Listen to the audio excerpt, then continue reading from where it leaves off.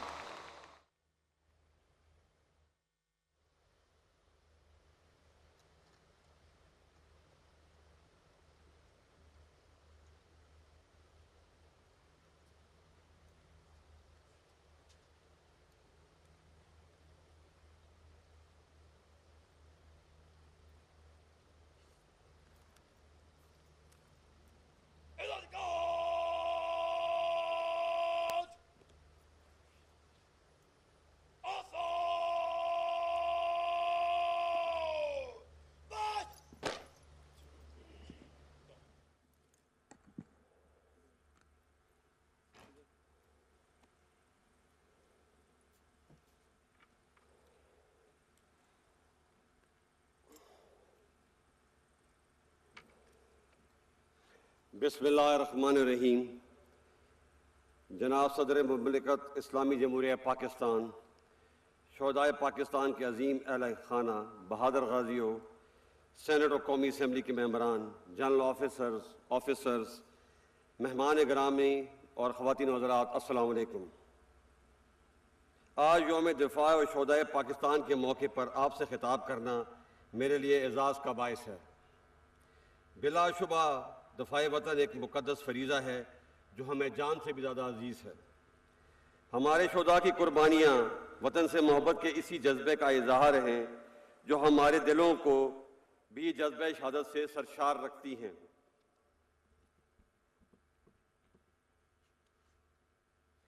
قیام پاکستان سے لے کر آج تک کے مستحکم پاکستان تک کا سفر پاکستانی قوم کے جذبوں، ایثار اور وطن سے محبت کی عظیم روایات سے مزین ہے۔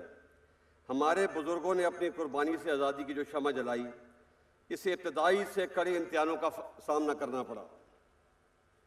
1948 ہو یا ستمبر 1965 کی جنگ یا 1971 کی لڑائی، مارکہ کارگل ہو یا دہشت گردی کے خلاف طویل اور صبر آزما جنگ، ہر آزمائش میں افواج پاکستان نے ثابت کیا ہے کہ ہم ہر حالت میں اپنے ملک کا دفاع کرنا جانتے ہیں اور اس کے لیے ہر قیمت ادا کرنے کو تیار ہیں۔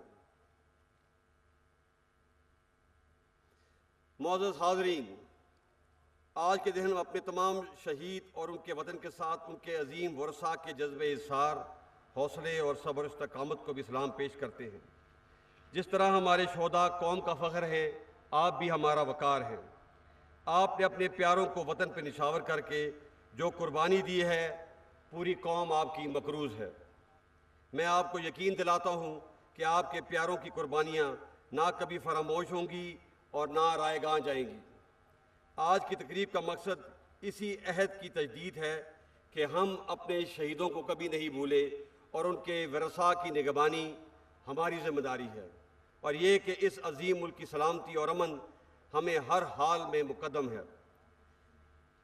ہمارے وطن سے محبت تمام ذاتی، گروہی، لسانی و نسلی تعصبات سے بالاتر ہے، اور یہ کہ پاکستان کی حفاظت، امن اور ترقی کے جاری سفر کے لیے ہم کسی قربانی سے بھی دریغ نہیں کریں گے۔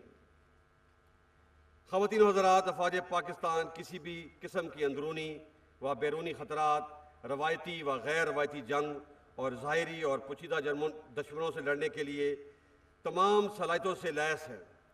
اگر کوئی دشمن ہمیں آزمانا چاہتا ہے تو وہ ہر لمحہ اور ہر محاذ پر ہمیں تیار پائے گا۔ الحمدللہ آج ہمارا شمار دنیا کی بہترین افواج میں ہوتا ہے۔ ہم نے ہر دشمن کا ڈر کر مقابلہ کیا اور تمام اندرونی اور بیرونی سازشوں کو ناکام بنایا، اور سب سے بڑھ کر یہ کہ دفاعی قوت میں خود انحصاری حاصل کر کے ملک کے دفاع کو ناقابل تسخیر بنایا۔ ہمیں اس بات میں کوئی شک نہیں کہ پاک فوج اور قوم کا رشتہ وہ مضبوط ڈھال ہے جس نے پاکستان کے خلاف دشمن کی تمام چالوں اور ہتھ کنڈوں کو ہمیشہ ناکام بنایا ہے، اور اسی یکجہتی نے ہمیشہ ہر مشکل میں سرخرو کیا ہے۔ یہاں یہ امر بہت اہمیت کا حامل ہے کہ عوام کے تعاون کے بغیر کوئی بھی فوج ریت کی دیوار ثابت ہوتی ہے، جیسے کہ ہم نے اپنے ہمسایہ ملک میں دیکھا۔ اس لیے فوج کی کامیابی بڑی حد تک عوام کی حمایت پر منحصر ہے۔ خواتین و حضرات، ہمیں اس حقیقت کو بھی مد نظر رکھنا ہوگا کہ موجودہ دور میں جنگ کی نوعیت بدل گئی ہے۔ اب براہ راست حملے کے بجائے کسی قوم کی یکجہتی اور نظریاتی سرحدوں کو کمزور اور اس کے مختلف طبقات میں انتشار پھیلانے اور شہریوں کے حوصلے پست کرنے کے لیے دیگر حربوں کے علاوہ جدید ٹیکنالوجی اور کمیونیکیشن کے ذرائع کو بھی استعمال کیا جاتا ہے۔ ہمارے دشمن بھی غیر روایتی ہتھ کنڈوں بشمول پروپیگنڈا اور ڈس انفارمیشن کے ذریعے اپنے مذموم مقاصد حاصل کرنا چاہتے ہیں۔ بیرونی دشمنوں کے تمام حربوں اور چالوں سے تو ہم آگاہ ہیں، مگر ہمیں اندرونی انتشار پھیلانے والے کچھ عناصر کے ساتھ سختی سے نمٹنا ہوگا۔ ہم سب کے لیے لمحہ فکریہ ہے کہ کچھ لوگ ملک دشمن عناصر کے ہاتھ میں استعمال ہو رہے ہیں۔ اس منور یا تدبیر کو عرف عام میں ہائیبرڈ یا ففتھ جنریشن وار کہا جاتا ہے۔ اس کا مقصد پاکستان کی جڑوں کو کھوکھلا کرنا اور ملکی سالمیت کو نقصان پہنچانا ہے۔ ہم انشاءاللہ ان منفی عزائم کو کبھی کامیاب نہیں ہونے دیں گے۔ ایسی مشکل اور پیچیدہ صورتحال افواج پاکستان اور قوم کی باہمی اعتماد اور اخوت اور محبت کے رشتے کو اور بھی مضبوط کرنے کی متقاضی ہے۔ معزز حاضرین، یہ حقیقت بھی سب پر روز روشن کی طرح عیاں ہونی چاہیے کہ اس ارض پاک پر کسی پرتشدد رویے یا انتہا پسندی کی اب مزید کوئی گنجائش نہیں۔ طاقت کا استعمال صرف اور صرف ریاست کا اختیار ہے۔ افواج پاکستان اور قانون نافذ کرنے والے اداروں کے علاوہ کسی فرد یا گروہ کو اسلحے کی نمائش اور استعمال کی اجازت نہیں ہوگی۔ کسی شخص کو بھی یا گروہ کو علاقائیت، لسانیت، نظریے اور مذہب کی بنیاد پر ریاست کو بلیک میل کرنے کی اجازت نہیں دی جائے گی۔ بحیثیت قوم ہمیں یہ عہد کرنا ہے کہ ہم سب نے مل کر پاکستان کو قائد اعظم کی سوچ کے مطابق اعتدال پسند، پرامن اور ایک جدید اسلامی اور فلاحی ریاست بنانا ہے۔ خواتین و حضرات، جمہوریت میں پاکستان کی مضبوطی اور بقا ہے۔ اسے مزید مستحکم کرنے کے لیے ہم سب کو آئین کی پاسداری اور انصاف، برداشت اور بردباری کے اصولوں پر عمل پیرا ہونا ہوگا۔ تنقید برائے تنقید، نفرت اور عدم برداشت جیسے منفی رویوں کی حوصلہ شکنی کرنی ہوگی۔ پاکستان نے اگر ترقی کرنی ہے تو ہمیں اپنی انا اور ذاتی مفاد کو پس پشت ڈالنا ہوگا۔ اس جذبے اور اصرار کی زندہ مثال ہمارے شہداء ہیں۔ ہمیں ان سے سبق سیکھ کر آگے بڑھنا ہے۔ اور بقول امریکی صدر جان ایف کینیڈی، یہ مت پوچھئے کہ ملک آپ کے لیے کیا کر سکتا ہے، بتائیے آپ ملک کے لیے کیا کر سکتے ہیں۔ یہاں میں اس بات پر بھی زور دینا چاہتا ہوں کہ 21ویں صدی میں ہمیں ایک دوسرے کے خلاف جیو پولیٹکس کی روایتی منفی سوچ کے بجائے عوام کی ترقی اور خوشحالی اور علاقائی تعاون کے فروغ کے لیے جو جیو اکنامک ترجیحات، خطے کے اشتراک اور جدید ٹیکنالوجی کے حصول پر کام کرنا چاہیے۔ میں سمجھتا ہوں کہ اب تعلیم، صحت، infrastructure development, population control, climate change ہماری ترجیحات ہونی چاہیے۔ معزز حاضرین، ہم خطے کی صورتحال پر گہری نظر رکھے ہوئے ہیں، خاص طور پر افغانستان سے غیر ملکی افواج کے انخلاء کے بعد جہاں صورتحال امن و استحکام کا ایک موقع فراہم کرتی ہے، وہیں یہ مزید خطرات اور مشکلات کا پیش خیمہ بھی ثابت ہو سکتی ہے۔ ہم افغانستان کے برادر عوام کی سلامتی اور ترقی کے لیے خواہش مند ہیں اور یہ توقع رکھتے ہیں کہ اقوام متحدہ سمیت خطے اور دنیا کی بڑی طاقتیں افغانستان میں پائیدار امن کے لیے اپنا مثبت کردار ادا کریں گی۔ اس بات میں کوئی شک نہیں کہ 1979 سے افغانستان کے عوام نے بہت سی مشکلات کا سامنا کیا ہے۔ ہم جنگ کی تباہ کاریوں اور اس کے نتیجے میں پیدا ہونے والے افغان بھائیوں کی مشکلات اور دکھ درد سے نہ صرف آگاہ ہیں بلکہ اس درد کو محسوس بھی کر سکتے ہیں۔ پاکستانی قوم ہمیشہ کی طرح آج بھی اپنے افغان بھائیوں کے ساتھ کھڑی ہے۔ ہماری خواہش ہے کہ افغان لیڈرشپ تمام معاملات افہام و تفہیم کے ذریعے طے کرتے ہوئے افغان عوام کو امن اور خوشحالی سے ہمکنار کرے۔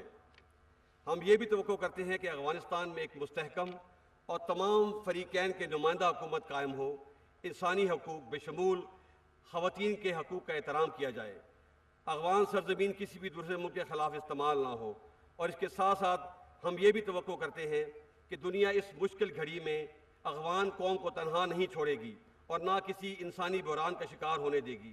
اس سلسلے میں پاکستان دنیا سے ہر ملک سے تعاون کرنے کے لیے تیار ہے۔ خواتین و حضرات، جہاں تک ہماری مشرقی سرحدوں کا تعلق ہے، اس میں بالخصوص 2019 کے بعد کئی نازک لمحات آئے، مگر پاکستان نے صبر و تحمل کا مظاہرہ کرتے ہوئے ایک ذمہ دار اور امن پسند ریاست ہونے کا ثبوت دیا۔ تاہم ہماری امن پسندی کی خواہش کو ہماری کمزوری نہ سمجھا جائے۔ ہم کسی بھی جارحیت کا بھرپور مقابلہ کرنے کی اہلیت رکھتے ہیں۔ میں یہ واضح کر دینا چاہتا ہوں کہ پاکستان اور ہندوستان کے تعلقات کے درمیان کشمیر کا مسئلہ کلیدی حیثیت رکھتا ہے۔ ہم کشمیر کے بارے میں ہندوستان کے 5 اگست 2019 کے تمام یک طرفہ اور غیر قانونی اقدام کو رد کرتے ہیں جو تمام بین الاقوامی اصولوں کے منافی ہیں۔ ہم کشمیری عوام کے جذبہ حریت، شہیدوں کی قربانیوں اور خاص طور پہ سید علی گیلانی کی طویل اور عظیم جدوجہد کو خراج تحسین پیش کرتے ہیں اور یقین دلاتے ہیں کہ ہم ہر سطح پہ اپنے کشمیری بھائیوں کی سیاسی، اخلاقی اور سفارتی حمایت جاری رکھیں گے۔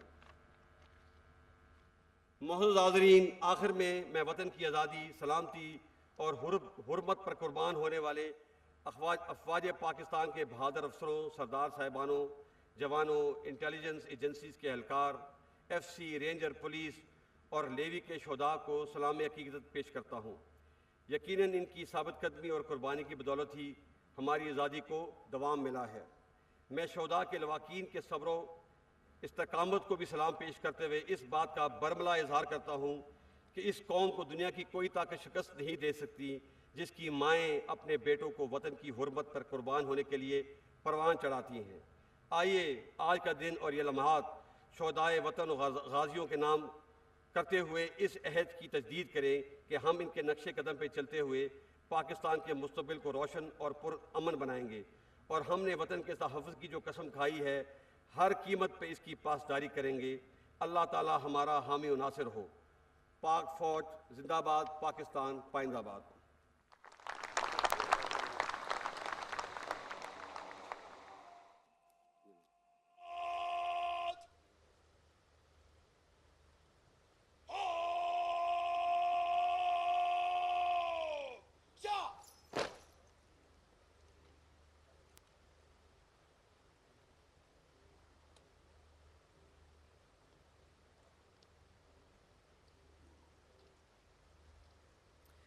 خواتین و حضرات، اب میں دعوت دوں گی آج کی تقریب کے مہمان خصوصی صدر Pakistan and the Supreme Commander of the Pakistan Armed Forces عزت مآب ڈاکٹر عارف علوی کو کہ وہ ہم سب کی جانب سے یادگار شہداء پر پھول چڑھائیں اور اس تقریب سے خطاب کریں۔